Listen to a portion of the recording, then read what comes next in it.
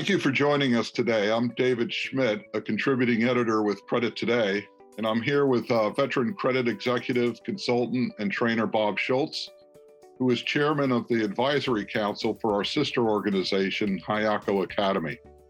We're looking forward to discussing international trade receivables and banking innovations, past, present, and future, with Lorenzo de Medici, the co-founder and chairman of Medici Bank, as well as, in addition, he's a descendant of the Renaissance-era Italian banking family, and Edward Boyle, the CEO of Medici Bank. It's a pleasure to have you both, you gentlemen with us today. Thank you. Good to be here. Thank you very much.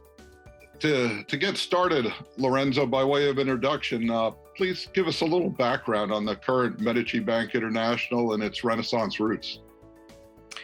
Yes, my family Medici was in the banking industry to solve problems for the community since the 1200s. We started as a little bank.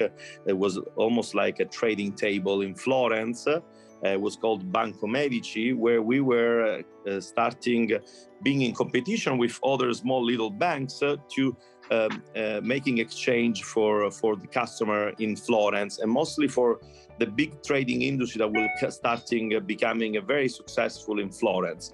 My family Medici was enough wise to start thinking ahead in the banking industry already at that time. So they start understanding what was the trouble, what was the problem to solve, and they were coming with an innovative solution. Just imagine that in the 1400s, before the de Medici family, there was no check. So the de Medici invented the use of the check. It was called promise of payment. The de Medici has a kind of create a cross-border trade payment already at that time. They were the first kind of bank to commercialize the double entry accounting.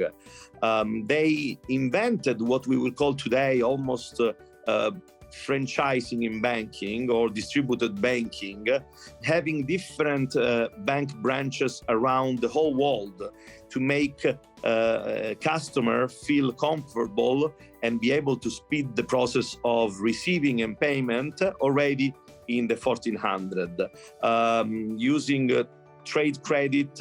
So it was really the most innovative bank. So following what my family have done for this incredible, amazing time, we decided together with Ed and some other partner to create what will be the bank of the future, as a bank that it's for easy user for the user, but at the same time a fintech bank that will be forward and following the mega trend and the fast trend of the future. Our bank Medici is 100% digital. We're licensed in Puerto Rico, USA. We have just started only in 2019, and we have worked very hard to build our own platform, our own software technology, which is one of the most advanced in the industry today, and we own the intellectual property. We are focusing on cross-border and cross-currency payment and credit. That means that we are able to fast processing and cheaper processing for our client. And that's in this world where fast and cheap is the two key words to be a successful bank. We may be one of the biggest player in the industry. We are kind of modernizing the double entry accounting, having the triple entry accounting via distributed ledger to reduce the risk and increase the transparency. Transparency in banking is an issue that was for many, many years. I heard a lot of people, and somehow our technology allowed us to be very transparent. We are planning in the future even to support payment by stablecoin, and even creating our own stablecoin that maybe will be called Medici Bank Coin.